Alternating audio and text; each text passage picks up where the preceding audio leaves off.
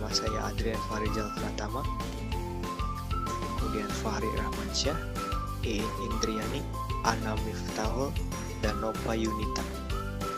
Langsung ke pembahasan. Layanan VoIP memanfaatkan infrastruktur jaringan data yang sudah ada untuk melakukan komunikasi suara dengan memanfaatkan internet. Dalam komunikasi VoIP, pengguna melakukan komunikasi telepon melalui terminal yang berupa PC atau telepon biasa. Dengan menggunakan teknologi VoIP, banyak keuntungan yang dapat diambil. Salah satunya adalah biaya yang digunakan lebih murah jika dibandingkan dengan tarif telepon tradisional, karena jaringan berbasis IP bersifat global. A. Arsitektur VoLTE. VoLTE sistem panggilan VoLTE dapat dilakukan antar komputer to komputer, komputer to phone, dan phone to komputer, serta phone to phone. A. Komputer to komputer adalah koneksi port yang menghubungkan dua buah komputer melalui sebuah broadband atau koneksi internet. B. Komputer to phone hampir sama dengan sistem komputer to komputer. Perbedaannya adalah VoLTE sistem ini memiliki kelebihan, yakni komputer dapat menghubungi nomor PSTNI dan ponsel. C. Phone to computer dan phone to phone. VoIP sistem phone to computer dan phone to phone dapat dilakukan apabila menggunakan IP phone yang dikoneksikan dengan jaringan internet dan memiliki saldo pulsa dari perusahaan penyedia pelayanan VoIP. 2. VoIP Protocol Structure. VoIP menggunakan protokol internet, RTP, UDP, atau IP. Internet Protocol atau IP hanya berurusan dengan koneksi pengiriman paket yang didasarkan pada upaya layanan terbaik. Transmission Control Protocol atau TCP adalah protokol kontrol berorientasi koneksi yang dapat diandalkan di atas IP. TCP memiliki karakteristik sebagai berikut. Poin A. Reliable. Setiap transmisi dapat diketahui oleh penerima dan transmisi ulang diperlukan untuk memastikan penerimaan paket dalam kasus hilangnya paket atau kesalahan dalam paket. Poin B. Connection oriented. Koneksi virtual dibuat sebelum data pengguna ditransfer. Poin C. Full duplex.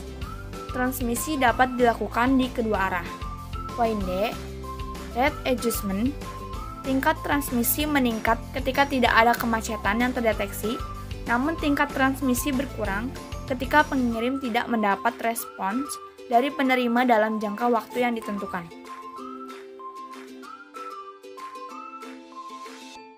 B. Diagram rangkaian VoIP. 1. Diagram VoIP. Dalam membangun rangkaian jaringan VoIP, terdapat beberapa variasi penyambungan. Koneksi dapat dilakukan dari komputer ke komputer dengan berbekal sound card dan headset melalui jaringan LAN maupun internet.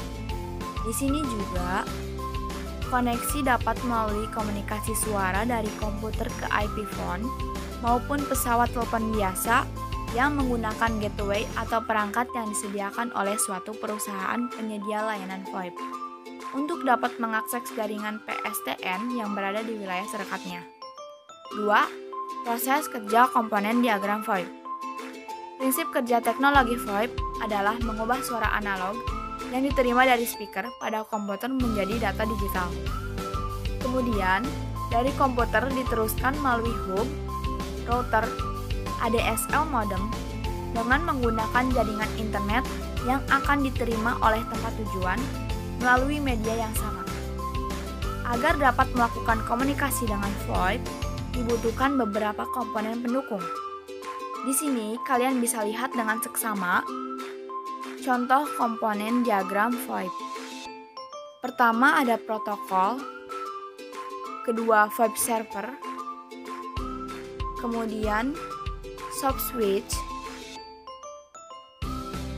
lalu softphone atau software, dan terakhir VoIP gateway. Yang pertama ada TCP atau IP, yang artinya Transmission Control Protocol atau Internet Protocol, merupakan sebuah protokol yang digunakan pada jaringan internet. Protokol TCP atau IP terdiri atas TCP dan IP.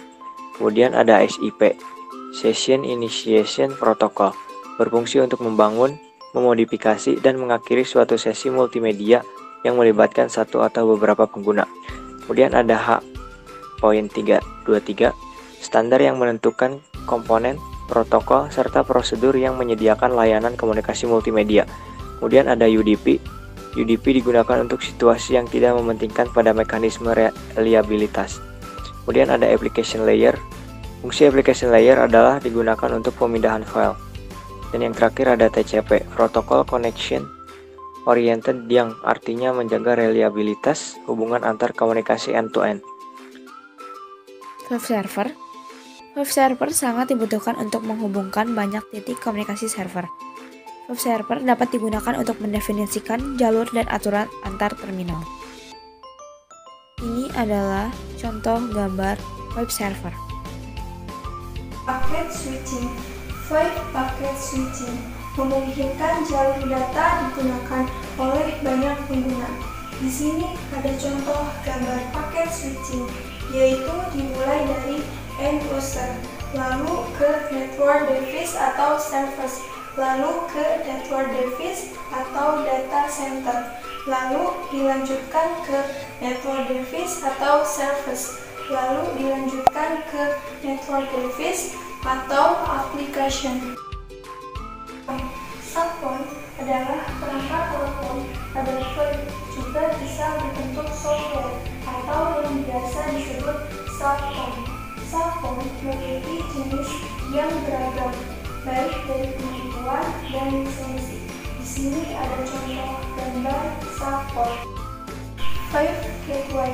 Gateway digunakan untuk menghubungkan dua jaringan yang berbeda, yaitu antara jaringan H323 dengan jaringan non-H323.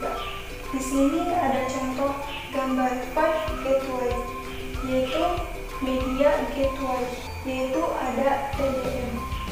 Di TDM yaitu ada VCN, Forwarding SS7, di SDN, CAS, Signaling plus media, yaitu ada juga di VoIP, yaitu G711, G729, AB, G723, G726, SIP, I atau T, SIGRAN, VoIP atau RTP, Signaling plus media.